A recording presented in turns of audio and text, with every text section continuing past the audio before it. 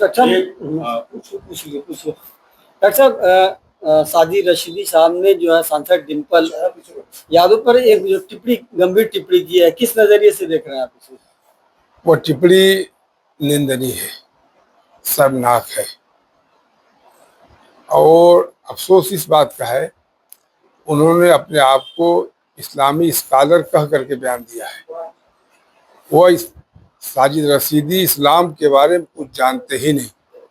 अगर उन्हें बयान भी देना चाहिए था तो कुछ इस्लामिक विद्वानों से बात करके समझ करके बयान देना चाहिए था।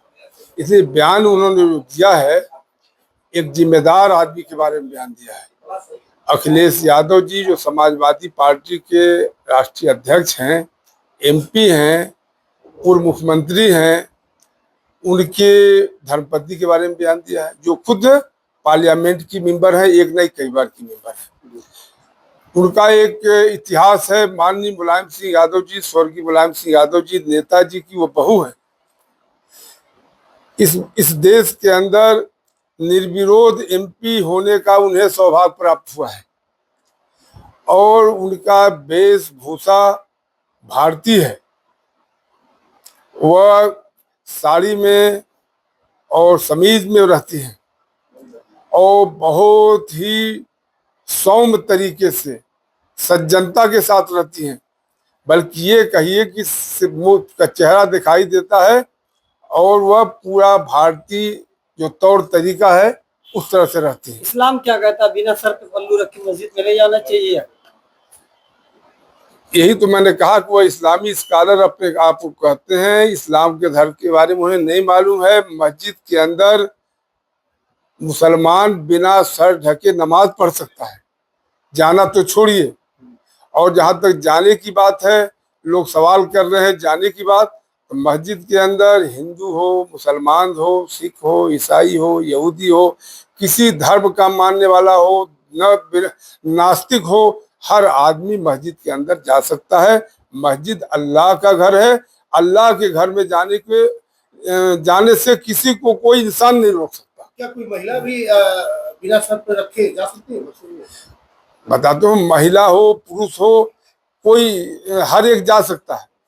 लेकिन उन्होंने ये जो बात कहा है साजिद रशीदी ने, एक होता है यूनिफॉर्म जैसे दो बच्चे हैं, एक बच्चे का किसी संस्था के अंदर एडमिशन हो, वह उसके ऊपर यूनिफॉर्म लागू होता है।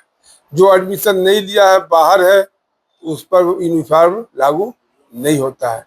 तो जो कलमा ला इलाहा इल्लल्लाह मुहम्मदुर रसूलुल्लाह पढ़ लेता है, इस्लाम धर्म स्वीकार कर लेता है, उस पर यूनिफॉर्म लागू है क्योंकि वो एडमिशन ले लिया। लेकिन जो इस्लाम में नहीं है, इस्लाम से बाहर है, सिर्फ इंसान होने के नाते, मनुष्य होने के नाते, मानव होने के नाते हो गया है, तो उसके ऊपर शरीयत लागू नहीं हो सकती। इसलिए साजिद रशीदी जी का ये बयान देना निहायत गैर जिम्मेदाराना है, निंदनीय है। वो भी एक महिला के ऊपर उन्होंने टिप्पणी कर दिया। क्या चीज खुली रहेगी, क्या चीज छिपी रहेगी, उन्हें देखना भी नहीं चाहिए था। वह तो अगर मुसलमान है तो उस आजू को उन्हें देखना नहीं चाहिए था। उन्होंने टिप्पणी कैसे कर दिया एक महिला के ऊपर? धार्मिक गुरु है और ऑल इंडिया इमाम एसोसिएशन के अध्यक्ष भी हैं। क्या लग रहा है किसके इशारे पे वो जो है? इस बयान के बाद उनको धार्मिक गुरु न कहिए, उनको बेशर्म गुरु कहिए। उन्होंने जो बात की है, टिप्पणी की है, जो आरोप लगाया है, बेशर्मी की बात कही है, जिससे इस्लाम पूरा बदनाम हो रहा है। हम मुसलमान शर्मिंदा हो गए। उसको शर्मिंदगी हुई कि नहीं हुई? हम मुसलमानों से यही करना चाहते हैं, ऐसे लोगों का, साजिद रशीदी सहित जो इस तरह के लोग हैं, बेशर्म लोग हैं, उनका सोशल बाइकाट होना चाहिए।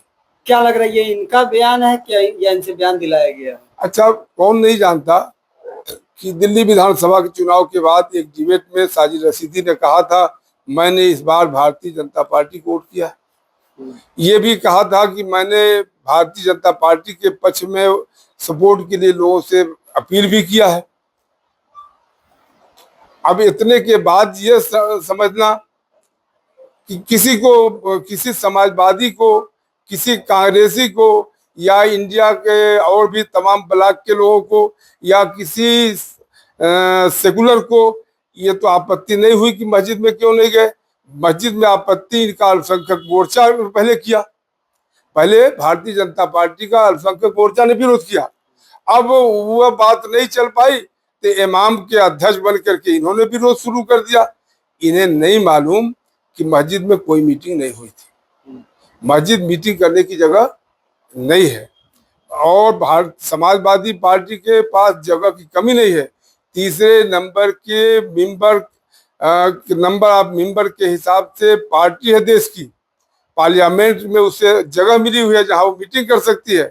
दिल्ली के अंदर समाजवादी पार्टी का कार्यालय, वहां मीटिंग कर सकती है। कई दर्जन हमारे पार्लियामेंट के, राज्यसभा के, लोकसभा के मेंबर्स हैं, उनके बंगले हैं, वहां मीटिंग कर सकते हैं। मीटिंग के लिए तमाम स्थान है।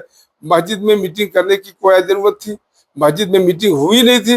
वो तो जो मस्जिद के इमाम हैं मौलाना मोहिबुल्लाह नदवी साहब, जो समाजवादी पार्टी रामपुर से माननीय सांसद हैं, उनके शिष्टाचार मुलाकात में या उनके बुलावे पर पार्लियामेंट के लोग मेंबर्स वहां गए थे, बैठ गए।